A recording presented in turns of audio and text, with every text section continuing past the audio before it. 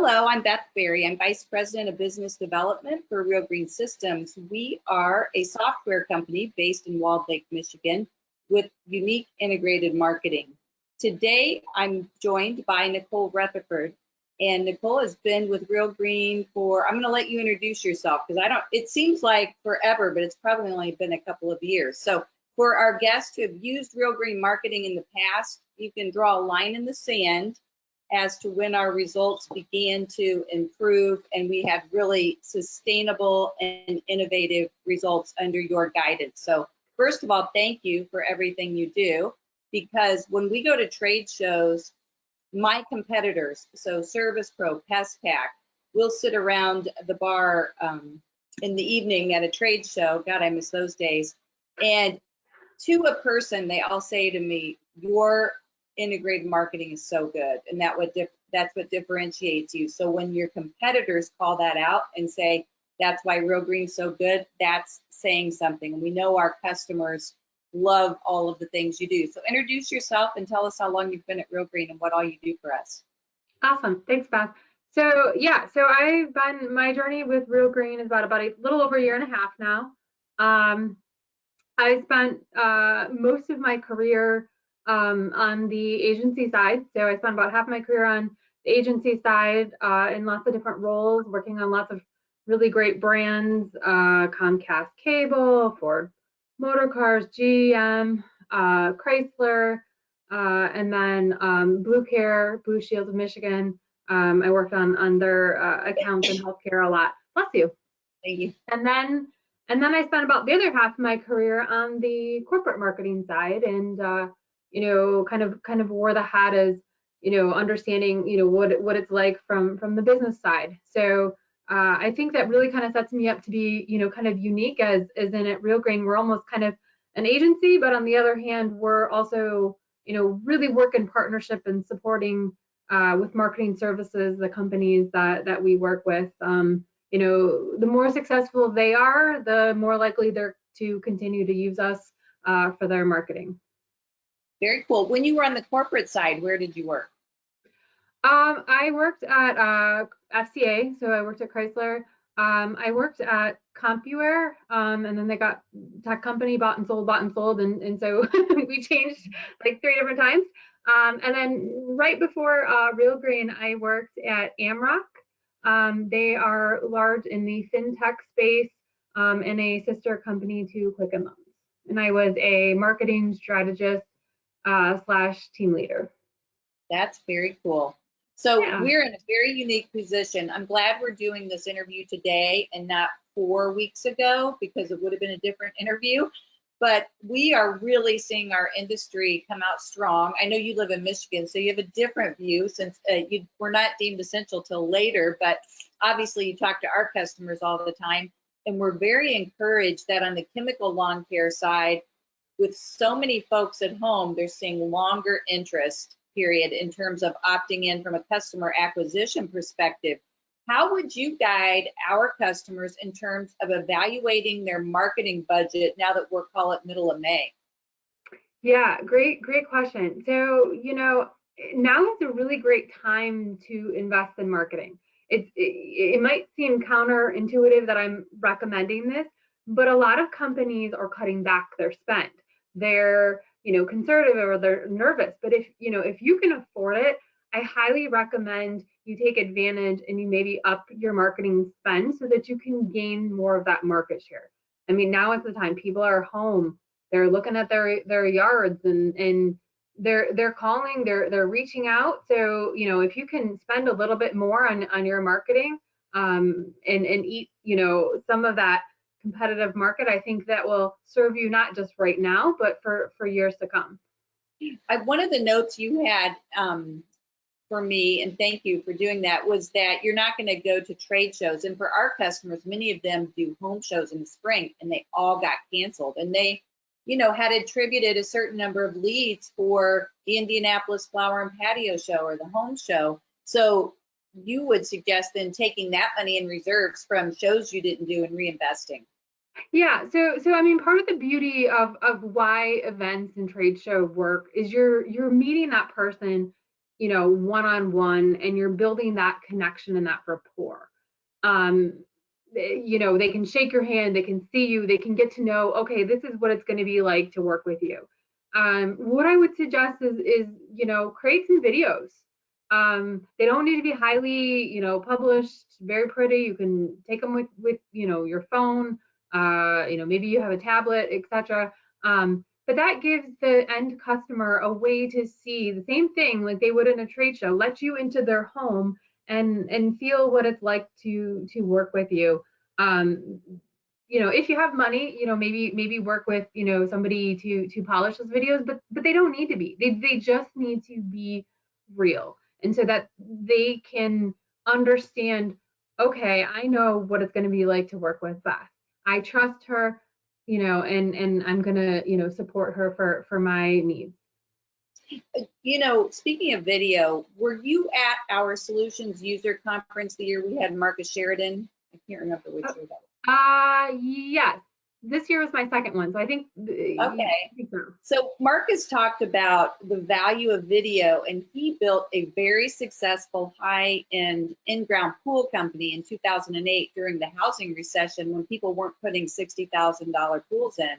But he said, if you have one of these, you can take video, and it made it so much more meaningful. They would leave behind this nice proposal, but he said the next day I would find one feature of that proposal at a pool I've already installed, and I would take a picture of it and say, Nicole, this is the fountain I'm talking about putting in the shallow end. He said it would be real quick and dirty. I'd be talking, I'm sweaty, but I would put that in an email.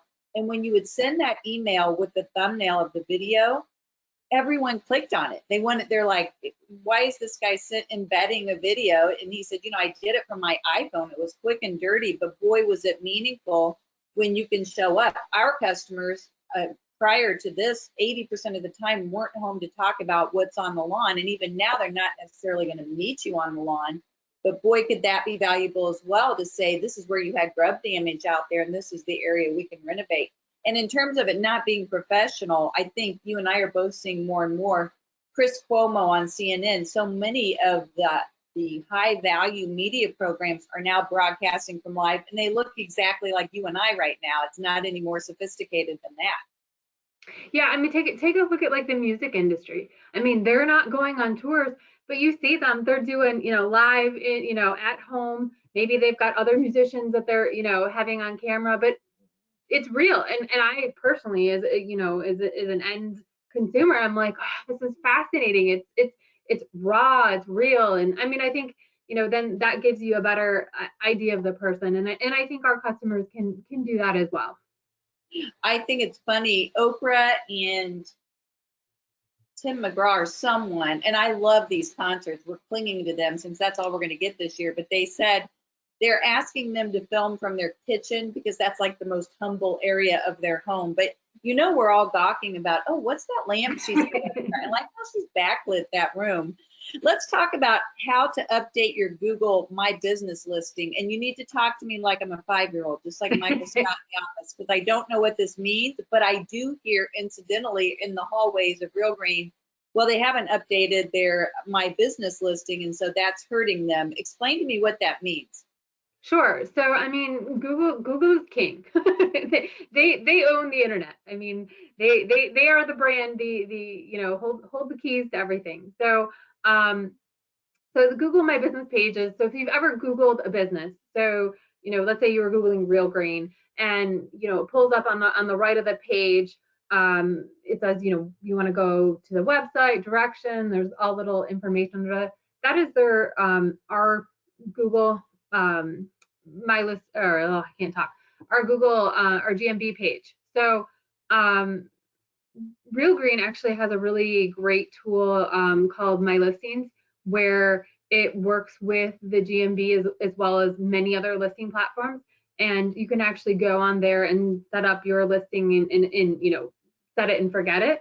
But the really nice thing about this during everything that's going on with COVID is that you can go on there and adjust your hours. You can put a special featured message. You could put an offer on there and link it to something. I know some people were reserved in making changes because Google made a very public announcement that they, were kind of turning off reviews and posting reviews, and they were trying to focus kind of their effort elsewhere. But I want to tell people is don't forget, you still need to collect those reviews. They may not be as timely with posting them, but they have turned it back on. So just make sure you're getting those reviews. Reviews are key to everything. I mean, it gives you an idea of what your current customers feel about you. Obviously, it's number one in helping get new sales, and number two, if you're doing anything as far as SEO, Google ads, display ads, retargeting, any of that, that is kind of at the core. Google looks at, okay, this business is trustworthy, this business is current, they're updating their information. So I always recommend to every company, big or small, make sure you're getting reviews all the time, all the time. And how does Google authenticate? I was in Florida last week and there was a new restaurant and I was Googling it. It said, do you want to claim this business? How would Google authenticate whether or not you are the owner? That is a really great question. So what Google does is they will actually send a postcard with a code on it to the business owner to verify that you really are at that location. And then there's a certain period of time that you have to authenticate it. Okay. Google is really picky on that. That is, unfortunately, I would say one of the areas with everything going on, they're kind of slower. So I would say definitely, if you're a new business or you're moving to a new location, be patient with that. That's where, we love Google, but sometimes, it can be frustrating. Make rules. Yeah. You get to make the rules. So I know they had turned off reviews, and what I didn't understand is, Google, you're not making toilet paper. So walk me through, why did they turn it off and they are back on now? Yeah, I mean, they don't really share a lot of, behind the scenes, why they make some of the decisions that they do. They do have some really great folks that you can follow as on a marketer side that work for Google and kind of champion some of the things that they do. I know personally I follow a gentleman, Martin Split. He's on the SEO side, really kind of a guru. But no, I mean, we really don't know why they do that. I just would be speculating. I mean, I'm guessing it's just because they had to kind of shift their workforce all to be remote and to cover kind of everything that's going on. Interesting. And they were still available during that time, right? You just couldn't place new reviews. Yeah, and they've turned it on, and they're very vague. They're saying they're rolling it out in different markets. In fact, I was just kind of checking in on that yesterday, and really they're just saying kind of be patient. Okay. So Real Green has a phenomenal tool called My Reviews. Tell us how that works for a business owner. Yeah, so I mean, we have actually a few different tools that kind of help here, but so with My Reviews, essentially that is a filter that works with AMA. You can put it on your email signature, you can put it on your website, and it allows the business to give a link to the consumer, and it's super simple, easy. How did we do? Good, so, and bad. And then the consumer can pick, and then it directs them to whatever review platform they want to leave a review on, and they can do that. And our thing works with like 100 different sites. I wouldn't say set up all of them. I would kind of set up the ones that maybe as a business owner you're focusing on. So obviously the big one is Google, Facebook, and Angie's List, maybe Yelp too. I would say those are probably the top ones that a lot of folks use. But yeah, so you can leave a review, super simple. And then the other nice thing too is we have on there, let's say they want to leave a bad review, you have an unhappy customer. It actually goes to a form fill first, so the customer has the advantage. They can kind of fill in what's maybe why they're not happy, and that goes to the business owner before posting a bad review. So that gives the business owner, a chance to potentially make that right and make that customer happy. Will it stop all bad reviews? No, but it tries to kind of mitigate it a little bit, and hopefully not get that review. And then, you can manage all of this from our analytics tool, the Command Center. We also have another tool called Reputation Management, which essentially is that listings and reviews tool kind of all in one, and it's a little bit, I would say, like on steroids.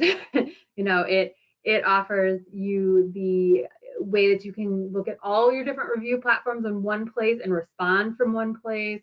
Do all kinds of, reporting and sentiment analysis. And then same thing with, in the listing side, you can actually track your competitors and keywords.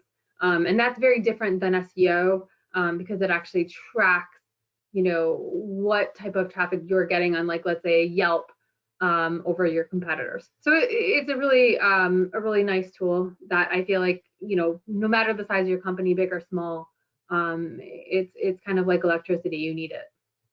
It's very valuable. I used to track, we didn't have Google reviews then because this was through 2013. It may have just been emerging, but I would track net promoter scores for a $500 million company, Scott's Miracle-Gro. And because of what we do seasonally, there would be times of the year where it didn't matter how well you performed from a service delivery standpoint, the lawns didn't look good. If you're in Texas in August, our reviews and net promoter were terrible because couldn't get the results we needed in a drought.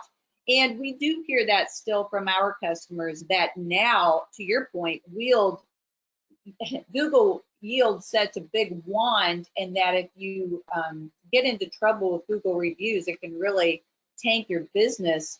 Aside from the tools that Real Green offers, which are very valuable, if you can kind of vet those out and act upon them before they get there, what advice do you have for managing reviews on Google? Yeah, so I mean, I would say respond to every review, positive or otherwise, because again, think about this. Your current customers, you want to keep them friendly, you want to keep them warm. So if they take the time out of their busy life and schedule to leave you a review, you should thank them. Thank you. This means a lot to us, and then you keep them as a customer. It also shows new potential customers, okay, this is how they are to work with. I would also warn customers, there's a lot of people out there that do this. They fake their reviews. They will offer incentives. And so you look on their GMB, and let's say they have 100, five-star reviews. And you're like, no, that can't be real. They probably paid for these, because consumers understand that not every business is going to bat 100. I mean, we hope they do, you strive to, but let's be honest, we're human. I think it looks better, if you have like a 4, 4.1, 4.2 rating, and they can see some of those maybe not so stellar reviews, and it's how you respond to them. So you respond to them, yes, be friendly, be polite, be helpful, definitely don't point fingers. And then, if you can work with that customer to turn that wrong or redeem, looked as wrong to a right, and then that customer responds to that and says, hey, I worked it out with the business, everything's all great and dandy. I mean, that's money in the bank. I mean, that's what everybody wants to see is, okay, they've got my back. They might make a mistake, but they're going to make it right. Let's talk about websites. They've become really important to me, for instance, with carry out food, because I don't like to cook. So some restaurants, I'm with you. Cooking, yeah, nope. Out everywhere across this country. But some restaurants were very quick to shift to, this is the only thing we have for carry out. When we were in Florida, it was a variety of seafood restaurants, but it was very much reduced. You weren't getting crab legs. And then others, you don't know if they have carry out. You don't know what that is. So that's my current take on websites. But in terms of our lawn care websites, what are some of the marquee features that you would say, wow, that's a great website? And if our folks are reviewing them right now, what are the things they should look for? Yeah, those are really great questions. So I mean, at the end of the day, everything in my mind is around performance. You know, you want to be found. If your site is not being found, then it doesn't matter. You know, doesn't matter how pretty it is, doesn't matter what it says if nobody can find you. So, I mean, I think that first and foremost is, you know, have a plan for SEO, on page, off page. Make sure your site is set up to perform. So behind the scenes, think of it as like a car. You know, you could have a beautiful brand new. We're in Detroit, so I'm gonna say Corvette. But if it doesn't have an engine, what good is it? So really, you know, I think focusing on the performance, the code, the writing, so SEO and the back end there. But from a consumer stance, you know, what does a consumer want to see on there? So it's got to be, you know, friendly on mobile. Make sure that, you know, contact info, phone number, all of that is easy. Everything is easy. I would say the other big thing to have on there right now is an FAQ page. FAQ is really good as people, you know, I was looking at Google Trends the other day, and, you know, people have lots of questions, you know, what's organic, what's not, you know, are they open, can they do this, what type of chemicals, what is, you know, what do these spots mean on my lawn? So having an FAQ page is really good for consumers that are searching, because remember, with the web, they can search, and how they get to your website might not be your homepage. They could be going to your site because they searched and it's a keyword and they're landing on another page. So you want to make sure that you have the right content on there. The other, you know, kind of important thing with FAQ is we're seeing more and more people doing voice search. You know, they're at home, they're asking their device, hey, what do I do with my lawn care? Well, if your FAQ page is written more in a casual, how someone would ask those questions, Google's gonna, you know, their little bots are gonna search, and they're gonna go, oh, yeah, here you go, here's the content. So you know, that's, you know, another way. And then lastly, I would say assets. I mean, take pictures, video. You know, the more you can, you know, show you're providing a service. So what is, you know, who does that service? The people. I think that helps as well. So along the lines of FAQ, that's great. I had not thought of that, but I'm thinking back to the 20,000 inbound calls a day we would get at Scott's Miracle-Gro. And if we had had an FAQ, there were 5 primary. Duh, that makes so much sense. The other one I've heard of recently that makes a lot of sense for our industry is somewhere prominent to place terms and conditions. I was formerly the executive director of the Better Business Bureau, and the #1 complaint against lawn care companies is, I didn't know that you came out year after year. We would have attorney general complaints about that. And even though at the time of service, when we first sell you, it's in the new sale letter, it's on invoices, it's in the prepay letter, it continues to be the #1 concern. And we had a client of ours in Indianapolis be involved in a class action suit. And the outcome was that website is now your primary domain space to place policies, terms, and conditions. And so it's one more place you can cover yourself for something like that. Yeah, definitely. And we have lots of customers that we work with, depending on their state and their area where they're located, where they have to like put their chemicals and their labels and stuff like that on the site as well. So yeah, I think that's, you know, again, the information, make it easy, accessible is always helpful. And Real Green offers, we can build the website from scratch, we can modify it, we can manage it, correct? Yeah. So I mean, you kind of you heard me earlier about performance. I mean, our recommendation is usually to build it, because our eye is on performance. Everything, you know, from the code to the words to the images, how it's optimized.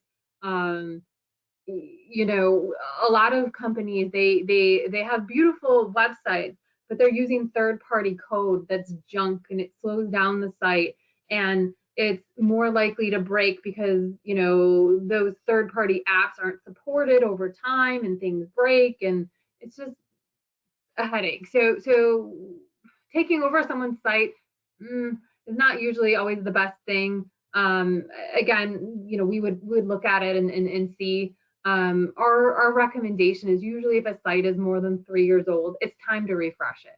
I mean, Google has so many updates that they do to the search algorithm of how things need to be structured and set up, that it moves so quickly, that it just doesn't make sense. But we have all kinds of ways that we can try to make this cost effective to small businesses. We have lots of different plans and pricing, and can kind of spread it out over a 36-month time period. So it's much easier for small businesses to get the new bells and whistles to really support them and make them look really slick. Very cool. So I talked to a client of ours at the user conference. He's like, yeah, I built my own website on GoDaddy. I'm like, yeah, it kind of looks like it, but I'm assuming those are the ones that are clunky. And then I've also heard, and I know just enough to be dangerous, I'll hear people say, yeah, but you never went back. You didn't clean up the backlinks. What does that phrase mean? Yeah, so backlinks is a part of SEO. So, essentially, you want to link to other websites, and they kind of link to yours, and that builds up kind of a trust score with the search engines. So when you're doing backlinks, you want to make sure they're reputable sources. In our industry, it's always good, like universities, those are always very good, trustworthy sites. Maybe industry organizations. But then the other thing is, what you're saying, updating, is broken links. So let's say you linked to, I'm making this up, the University of Bethberry, and you linked to an article about lawn care 2 years ago, and since then, Beth, you've updated your website and removed that blog post. Now it's showing up on my website as a broken link. So making sure that we check those, refresh those, that's definitely part of what we do with any type of SEO maintenance. Interesting. So one last question on websites, because I could talk to you about it all day, because I'm just curious. Do you recommend, and whether it's lawn care industry or any industry, because Marcus Sheraton had a very specific stance on this, our customers are going there for price. Do you recommend playing the price card, providing them a price sheet at the website, or do you think that that can't be your real storefront and a engaged salesperson should talk to them? I love that question. I would say a big thing is you have 4 seconds.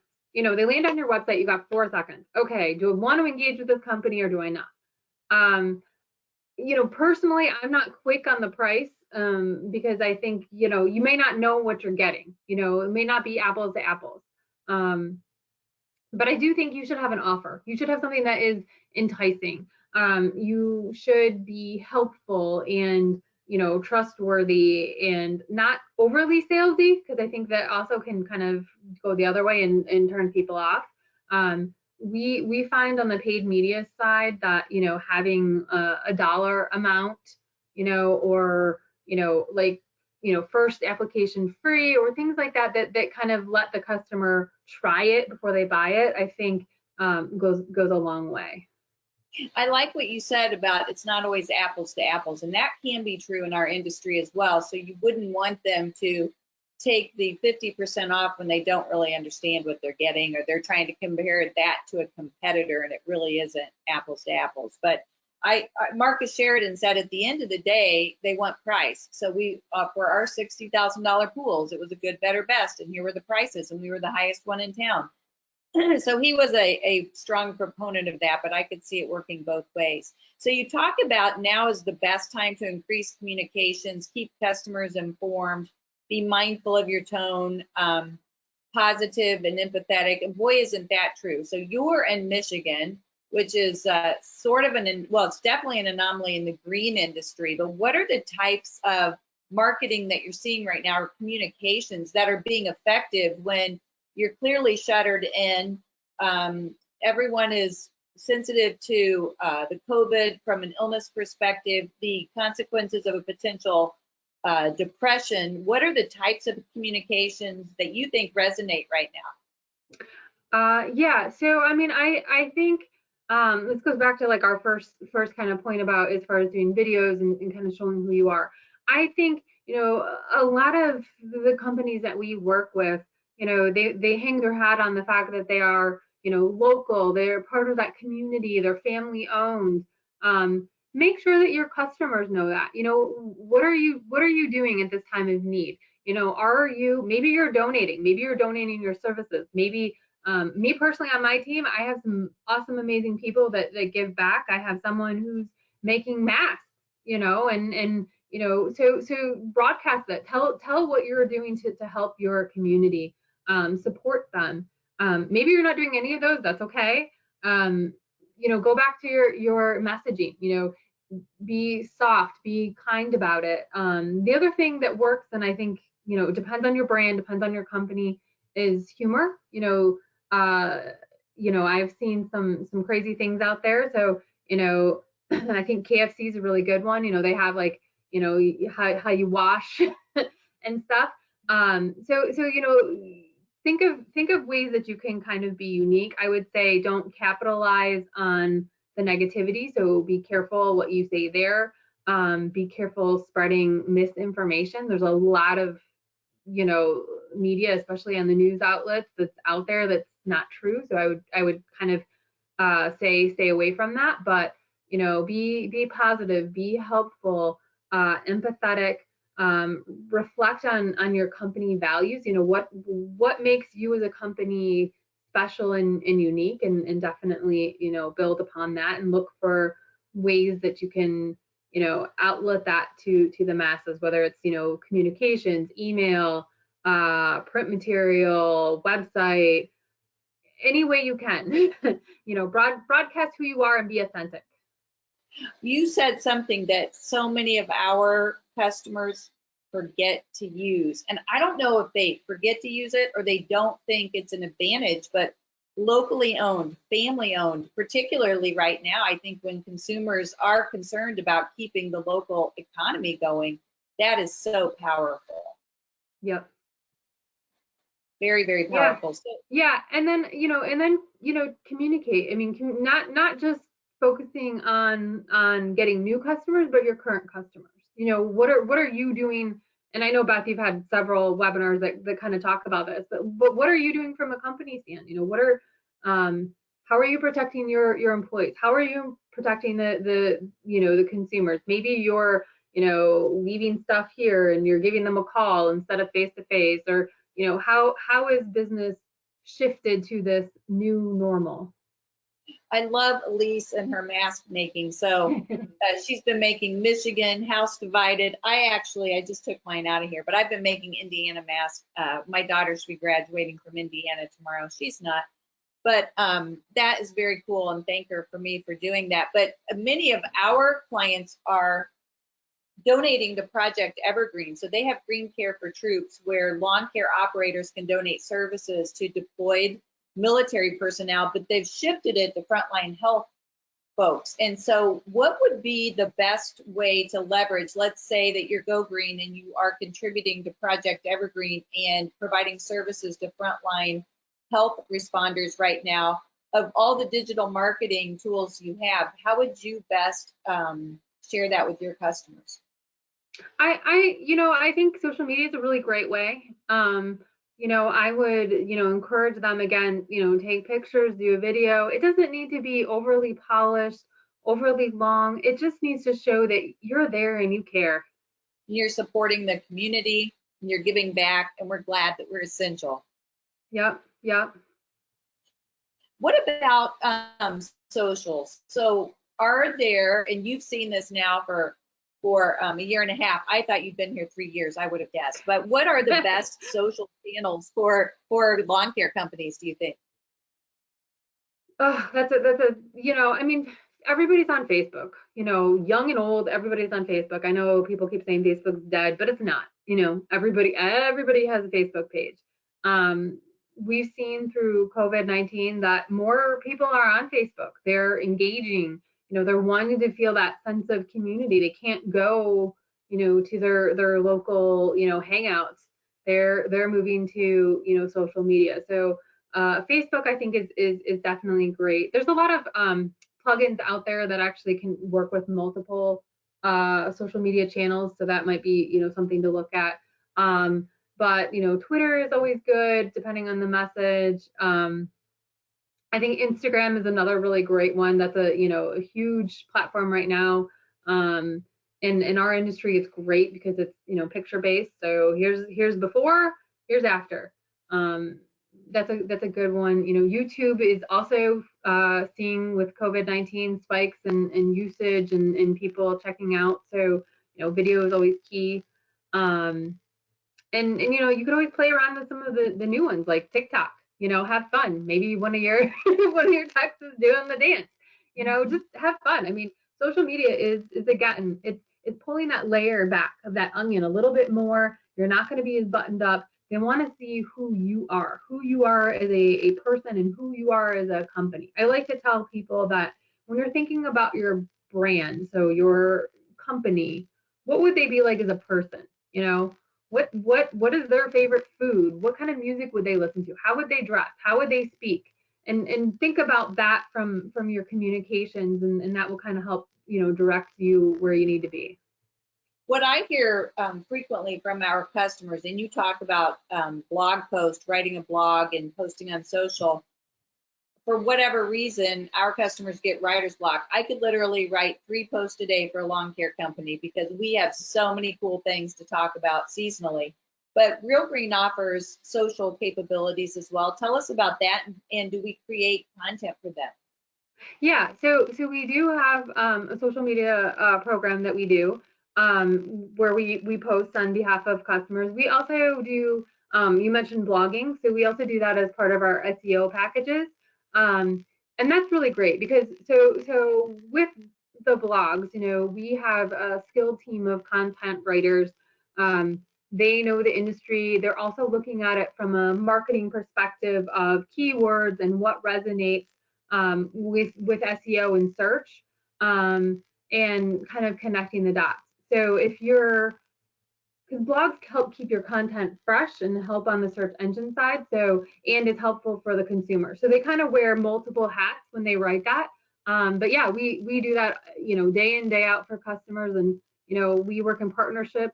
We can come to the table with ideas, suggestions, and write and post. Or we have other customers where maybe they have an idea, but they're not sure, how to flesh it out. We'll do all the legwork. We'll write it, draft it, post it, and manage it for them. That's very, very cool. Now we're going to shift to another term I know nothing about that I hear all the time: pay per click, PPC. So I'd love for you to talk to me like I'm a 5-year-old on that. And then has it changed at all in COVID, and what's the best strategy for PPC? Yeah, so I'm one of those people. I have kind of two brains. I have my creative brain, and then I have my analytics brain. Yeah. And I love, I mean, that's the part of digital marketing that I love. I love all the numbers and all the campaigns and seeing what they're doing. We are a Google certified and partner on the PPC side. So we run all kinds of different campaigns. We have search campaigns, display campaigns, retargeting, you name it. We we do it. And on the paid search side, we've been watching it really closely and kind of seeing, how is COVID going to affect, search? Is it going to be higher or is it going to be lower? And on average, we're seeing higher conversion rates. So, and when I mean conversion rate, meaning, okay, Beth, you search, lawn care services. You said Go Green earlier, so I'll use them as example. So, Go Green's ad, was served up, and you either click on it and you fill out the form to have them call you, or you just click and call them right then and there. So on average, we've seen, a higher conversion rate this time of year, higher than the industry, and so our campaigns are doing well. So I would say if you're out there and you're not doing a Google campaign, definitely that is the place to be right now. The campaigns are doing really well. I would say certain customers, depending on what type of services they offer, are also seeing an increase in calls. there was, I was just looking at customer data yesterday, and there was a particular customer, and they're not gigantic, by any means. They had 500 more calls from one month to another. And I was like, this is great. So, Wow. again, that's something we do. I think we do Google campaigns. The specialists on the team are amazing, and they do a really, really great job. And I was also in kind of looking at trends and numbers, saw that, looking based on kind of search and where these folks are searching from, the top markets right now. So if you're in these markets, you really should think about doing Google campaigns: Iowa, Indiana, Ohio, Nebraska, Minnesota. So those are in the US, the top 5 areas where people are searching. So if you're in those areas and you don't have a Google campaign, get one, because they're there looking. Tell me what it means. I had a customer say, well, PPC is a bidding game, and also the local PPC. So if I'm Go Green and I have a competitor in the same zip code, what's the best strategy when you're competing against another local lawn care company? Yeah, so I mean, that's exactly what it is. I mean, it is bidding. There are lots of different strategies. So again, it's hard for me to say a one size fits all strategy. But there are different strategies. I would say, from a best practices perspective is, think about that offer. So very first thing, if you're searching lawn care near me and you're looking at 3 ads, and if you don't know anything about those companies, purely think about that offer. So, if you're just saying 20% off, I'm using that as an example. 20% off what? If you have, the actual dollar amount, I think that works, and free. I think those two kind of tend to be the top promotions that do well. Any of the Google campaigns that we run, we do that type of research, and we provide that to the customer. So we can show you, okay, here's what other folks are running in your area. Here's the opportunity. Do you, because we've seen where a dollar less makes such a such a change in dramatic in their campaign numbers. So that's an area to look at. The other thing is there's lots of different types of bidding strategies. So one that we personally like a lot is on conversions. So you're looking for people that are more likely to buy online, and Google will serve up the ads more to them. So there's lots of things that we do behind the scenes to really kind of set up our campaigns to shine.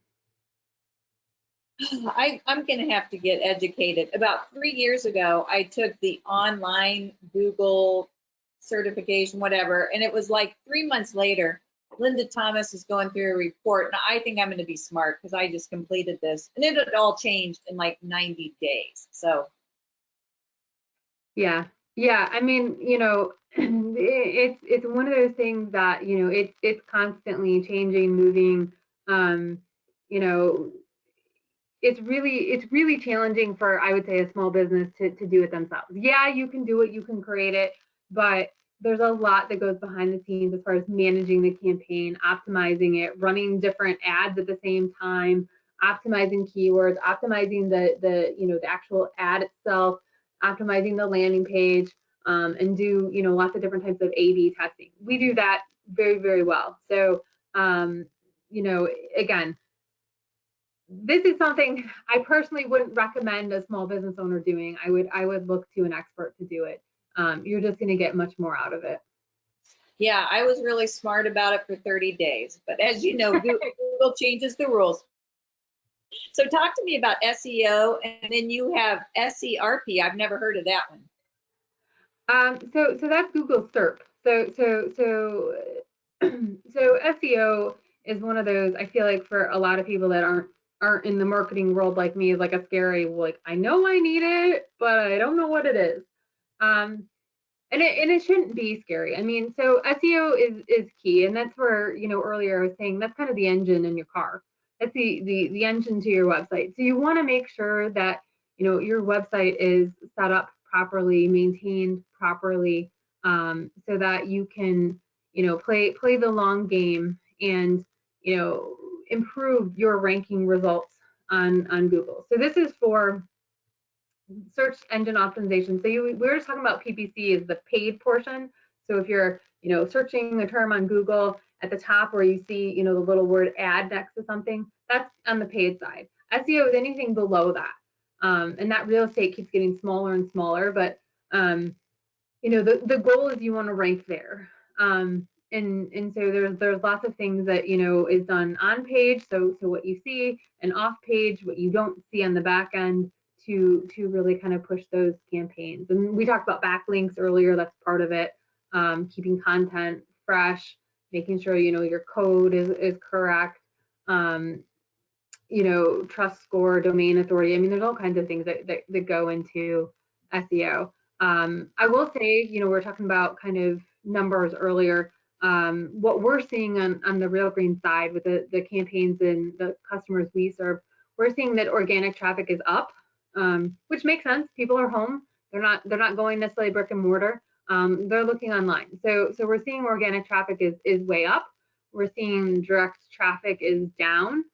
And what I mean by direct traffic means that, like, let's say you're going to a certain company's, you're typing in their exact address, or you're connected to something, you're going exactly to their address. That's what I mean by direct. Whereas organic, you're searching for a generic term and then you're finding their website. My thought on that is probably because a lot of companies are pushing pause on their marketing spend, and they're not running campaigns and they're not having things go direct, and that's why I think direct is down. But that's, again, where I was saying, like, you can capitalize on that market. If you have marketing spend and you're spending, that's your market share to take. Because we're seeing on the organic traffic side, it's up year over year, it's up. We, have a customer that, I was looking at their data. They had 500 more leads from 1 month to another. I saw another customer that had 74% more goal completions. And what I mean by goal completions, the same thing as on the paid media side. It's a form fill or a phone call. I mean, the numbers are awesome. I mean, again, SEO is one of those things you always want to have running. You don't want to stop. If you stop on the SEO side, you might think like, oh, I'm just going to cut back for a little bit. It can take a year to get you back. So that's one of those things that you definitely want to continue doing it. If you take your foot off the gas, it takes much longer to get back to where you are than where you were. So why is that? Because you've trained Google, or you say it takes about a year to get traction on it? Yeah. I mean, it's just a very competitive space. It used to be, where we're saying, 3 to 6 months. But now industry experts are saying it takes about a year to really get that traction. You have a lot of the big listing companies that have, very deep pockets, and they're able to kind of really kind of game the system. What I say to a lot of people is that's okay, let them be on the first page, but just make sure that you have a listing on that site. So if you're in, Home Advisor and Angie's List, whatever, make sure you have a listing there. Because again, at the end of the day, it doesn't matter how they find you, as long as they find you. But yes, SEO does take a long time. And once you're there, you want to stay in that top spot. Is there any way to shortcut that? If you spent more money, can you get more traction? I mean, there are things you can do that help and increase it, but at the end of the day, it honestly just takes time. There are refreshing content, doing maintenance, doing having reviews, having a long-term domain. I mean, there are backlinks. I mean, there's a lot of things that help, but really it's slow. I mean, again, where we love Google, but then also can be frustrated because if I had that magic wand and could go poof, I would. When we started Scott's Lawn Service in 1997, it was because True Green was the nation's leader, and it was unnatural for there to not be a number 2 lawn care company, because for many years there was True Green and ChemLawn. Then it became True Green ChemLawn. and there's no #2 lawn care company in the US right now. Who is going to compete against Google? Is that ever going to happen? You know, it doesn't seem that way. I mean, they're a different type of competitor, but I would say Amazon. I mean, they're doing a lot now. As far as like just plain search, Google is #1, but YouTube is up there and Amazon is up there. So those are kind of like the top platforms for search in general. So those are definitely platforms to make sure you think of ways to utilize. And Amazon, they started doing services. I haven't really seen that take off yet for lawn care, but I do think that's something to kind of watch and see what happens there. I tried to incentivize our customers a year ago at the user conference. I was going to pay them to come back the following year and tell us about their successful test with Google services. And we had about 10 companies try it, and none of it really took off. For one thing, Google has to approve you. You can't have any negative reviews, and in our industry, that's hard to have like no negative reviews. And then you have to play a price point, and then Amazon capitalizes on the credit card, so it's kind of clunky. Maybe they'll get there, but it is a little bit clunky. Funny you mentioned Amazon as a potential competitor. When I was running this morning, I listened to a podcast, and they were talking about how Amazon and Walmart both dealt with the COVID crisis. And on January 29th, there is a senior analytics person at Amazon that watches what's trending. What are the exploding topics of search on Amazon? And it was hand sanitizer, toilet paper, and masks.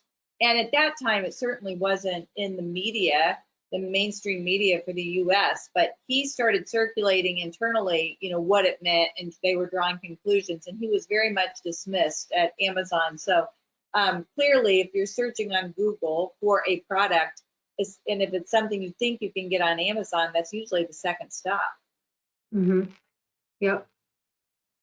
So special offers, and you mentioned what else can we do to help our existing customers? I got to spend the day with Martha Stewart one time, and she was fascinating, but I asked her how she began to think about what another product line would be, and she said, you find a need and fill it.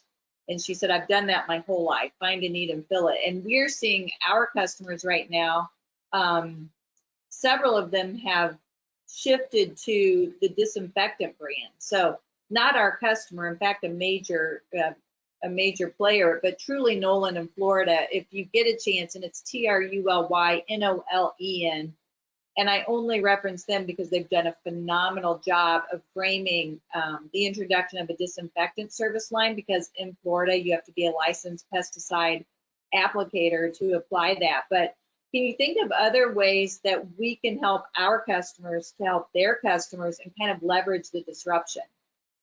Yeah. I mean, I think you had another webinar with, I think it was Experian, and he was talking about how, jokingly, they give away toilet paper, So Wasn't that great? I love that. Yeah. I mean, so think what else can you do to help existing customers? I mean, can you offer additional products or services? I mean, we know right now people are willing to pay for that convenience factor. I know in my household, yeah, we have to pay to have Costco delivered, a delivery fee, but the time and the exposure, we're like, meh, that it's worth that extra fee. So looking at what else can you do to be more helpful, more valuable to your customer. The other thing to think about is maybe you can partner with another local business. Maybe you only do lawn fertilization and you work with another company that only does mowing, and you work together, and maybe a tree company, or some sort of cleanup, yard maintenance. I mean, think of other ways that you guys can connect the dots and be helpful and provide to the customers at a time of need. So when I was leaving Scotts Miracle-Gro in 2013, digital was really ramping up, but I was a 17-year user of Service Assistant, and what I loved about it was We could track by source every marketing campaign. We knew what the cost per lead, cost per sale, closing rate was, and all the marketing we did. It's very finite. But prior to Scott's, I go back to the days when we were using a lot of billboards and park benches. And so we would try to talk about, well, impressions, when we were building a marketing budget. We wanted to have those billboards again, but people wouldn't say, I saw that billboard. They must still see them, Nicole, because they're still everywhere. But what I love about what you all have done, and our customers tell me this all the time, is it's very analytical, to your point. So when they're spending money on digital, you provide a very elegant way for them to determine the ROI of those campaigns. Can you speak to that? Yeah, so I mean, in general, you know, I am an omni-channel person. So omni-channel meaning, you know, it's not one marketing tactic that usually wins over the customer. It takes, you know, 7 to 10 touches. So, but you know, it's hard, to your point, it's hard to track. And you're saying with the you know, outdoor billboard, you know, yeah, they saw it, they drove past it, but that's not, you know, what they said when they called in. We see it all the time. You know, maybe I got a direct mail postcard, but then you Google them. So I mean, digital is a great tool for that. I mean, because we offer a lot of different ways via landing pages, tracking numbers, and things like that can track, you know, digital and non-digital marketing tactics, and then see, you know, how they perform for you. A lot of companies do that. And then that gives you more insight of what the marketing mix is that works for you. I would say that's one of the top questions I get is, hey, Nicole, you know, I have X amount of dollars, how should I spend it? You know, and there's not a one size fits all. You know, there's you know, the nuances to your business, your market, and finding the mix that works best for you. I say this all the time. I think of it as a radio, and you're adjusting the frequency. You know, maybe it's a little bit here, a little bit there, and maybe it works this season and doesn't work next. So digital is a really great space for that, because you can, you know, on the fly, you can make changes. As I was talking about, you know, the PPC campaigns earlier, is, you know, we can run multiple ad groups, multiple pages at the same time, and really kind of watch and see, you know, what's doing, and optimize it. And if we see, you know, ad group A is doing much better than B, then we're going to shift, you know, the funds and the all of our eyes there, you know, and continue to watch it. So I don't know. I think that is kind of the beauty of digital, and really the beauty of marketing as a whole is, you know, you can kind of play with it and really kind of see what works best for you. When you spoke at our user conference this year, I had one of our customers approach me afterwards and say that they had spent $500 on a digital marketing boot camp, and you blew them away in 1 hour. So thank you very much for everything you and your team are doing for Real Green. How can our customers best reach out to you? Yeah, so I mean, we have a whole great team of you know, specialists and experts, and you know, can work with folks. You know, definitely reach out. You know, and you know, we can talk to customers. We can do all kinds of. We've got really great tools that we can do some analysis for them. We can, you know, see what their current footprint looks like, and come up with some recommendations. And you know, it's definitely, like I said earlier, it's not a one size fits all. You know, and really kind of what makes sense for your brand, your budget, your market, and put that together for you. Because again, circling back to where we started, you know, for us, you know, if we can help make you successful, then you know, that relationship, that friendship is obviously going to continue, with Real Green. And we are very lucky, and I know you know this, Beth, we have lots of amazing customers that just, you know, have been with Real Green a really long time, and part of the Real Green family, and we're very thankful for them. I am so grateful that we're in the industry we are in. The Real Green digital marketing team, like the rest of us, pivoted very quickly to at-home operations. So our sales and demo capabilities haven't been impacted at all. I spoke to a friend of mine today that sells $25,000 aerators. And the way you sell a $25,000 aerator is they will take it to your property, and there's 3 or 4 guys that get on it, or in a showroom or at a trade show. And it's tough to sell a $25,000 tractor over a webinar, but the services you all sell by default are digital and are very easily demoed. So anything that any of our customers are interested in can easily be seen by you and your team. Yep. Definitely. The biggest one as we kind of started off with is, dip your toe in the water with listings. I think that is, very, very beneficial, especially with people, searching and trying to figure out. And it makes it so much easier for a business owner. It's one place. You basically create one profile. It locks it down across multiple listings out there, helps you get found, and then also helps you keep that one source of truth. And I think that makes it really easy on this business. But again, we're here to help. So, you guys have questions, you're not sure if we do something, or, want to bounce something off, definitely reach out. Well, you guys are doing a phenomenal job. Thank you for the way in which you serve our customers and you help our customers grow their business. Thanks, Beth. Likewise. And thanks for indulging my very rudimentary education on digital today. I appreciate it. We need to do this once a month so I can stay up to speed on what's going on. Yeah, next time I'll come with a quiz. How about that? That would be good. Okay, well, you take care of your family, and hopefully we'll see each other soon in Michigan. Who knows? Likewise. Thanks, Beth. Thank you. Bye-bye. Bye.